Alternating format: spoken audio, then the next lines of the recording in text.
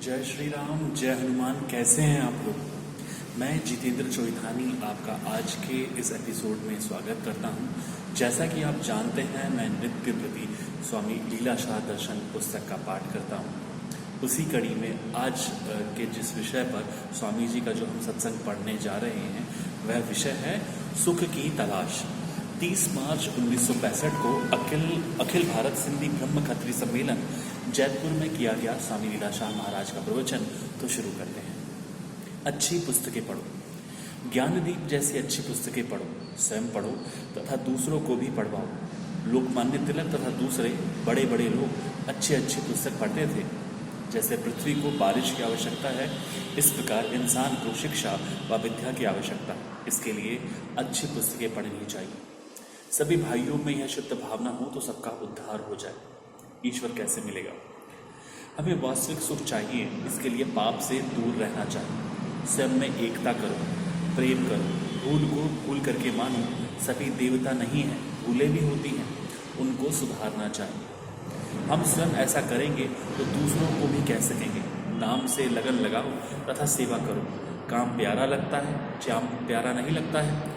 मनुष्य में ज्ञान, परोपकार, यज्ञ व सेवा के भाव पर्याप्त है। स्वामी साहब फरमाते हैं, सेवा मंजू जिन लदो लाल अनमूल हो, से सामी सिख सचिय सा सदा सेवा कन। मुका लता मोचड़ा सिर ते सदा सहन, रता रंग रहन अठई पहर अजीवन जी। सेवा करो, पहले परिवार, फिर पड़ोस की, फिर शहर की, फिर राज्य की, फिर देश की तथा फिर पूरे संसार की। स्वामी रामतीर्थ का वचन है कि मनुष्य की सेवा करना इंसान के लिए कर्तव्य है तथा ईश्वर की भक्ति है। उसे प्राप्त करने के लिए सेवा के कार्य करना भी भक्ति है। हम ईश्वर की संतान है, वह हमारी देखभाल करता है। जो बच्चों की देखभाल करेगा उस पर ईश्वर प्रसन्न होगा, वह सेवा भक्ति है। ईश्वर की शीघ्र मिलने का यह आसान उपाय है। आपकी दुनिया के पदार्थों में जैसी प्रीति है वैसी ईश्वर से रखो। यह मकान मेरा है, यह खेती मेरी है, ये सब मेरे रिश्तेदार हैं। जिससे ऐसा मेरापन है उसमें ही प्रीति होती है। इस प्रकार सच्ची श्रद्धा से ईश्वर को अपना बनाओ। बेटा बनाओ, पिता, चाचा, जो चाहो उसे बनाओ तथा फिर देखो कि ईश्वर मिलता है या नहीं। यदि ईश्वर ना मिले तो मुझे शहर में आने मत देना। सुख कहाँ? सुख भीतर है, पर हम ढूंढते हैं बाहर। और वास्तविक सुख ढूंढे। आपका वास्तविक आनंद मिलेगा कहाँ? यहाँ आओ, भीतर लौट। अंगों अक्षरों से प्रमाणित करता हूँ, यदि दिल को छू ले तो मुझे मान लेना। आप गहरी नींद में सोते हो तब क्या आपको देखने, सूंघने या चखने की वस्तु मिलती है? नहीं ना।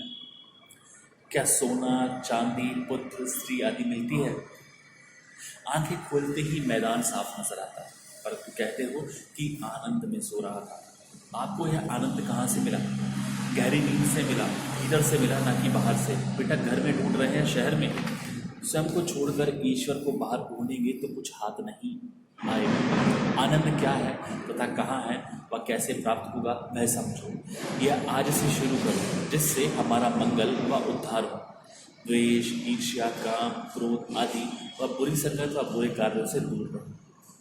इन अवगुण वालों के लिए नरक में भी स्थान नहीं है। समाज का कल्याण होवे, सबके भीतर यही भावना रहे। यह संकल्प करो कि हमारी समाज का मंगल होवे, कल्याण हुए, शाद आबाद रहें तथा सभी आपस में हमदर्दी व प्रेम करें तथा कृतार्थ हों। आनंद उपनिषद में भी लिखा हुआ है कि दुनिया की कोई भी वस्तु आनंदमय नहीं है। उनमें वास्तव में न आनंद है, न सत्य है और न सुंदर है। हमें शरीर सुंदर लगता है, पर बीमारी में देखो तो सब कुछ सामने आ जाता है। बुढ़ापे में देखो तथा मृत्यु के पश्चात देखो कि क्या यह सुंदर है? वास्तव में सभी दुखी हैं। अमीर हो या गरीब, शरीर दुखों का घर है। हम आत्मा है, अजर अमर है तथा जानकारी स्वरूप है। हम ना बुझने वाली ज्योत है। शरीर आनंद रूप नहीं है, परंतु दुख का घर है। मनुष्य कौन है? जो अपना कर्तव्य पालन करे वही मनुष्य है। जिसमें इंसानियत है तो कर्तव्य पालन करता है, वह महान है। महर्षि याज्ञवल्क्य अपनी पत्नी को बताता है कि शरीर सुख रूप नहीं है, सत्य भी नहीं है। सत्य का लक्षण है कि जो भूत वर्तमान व भविष्य में समान रूप से सिद्ध रहे। वह सत्य है जो दिखाई देता है, वह सत्य नहीं है और न रहेगा। जिसका न आदि है और न अंत है, तो वह बीच में कहाँ होगा। बहुत बहुत धन्यवाद। जय श्री राम, जय हनुमान, जय जय साईं पीरा शाह।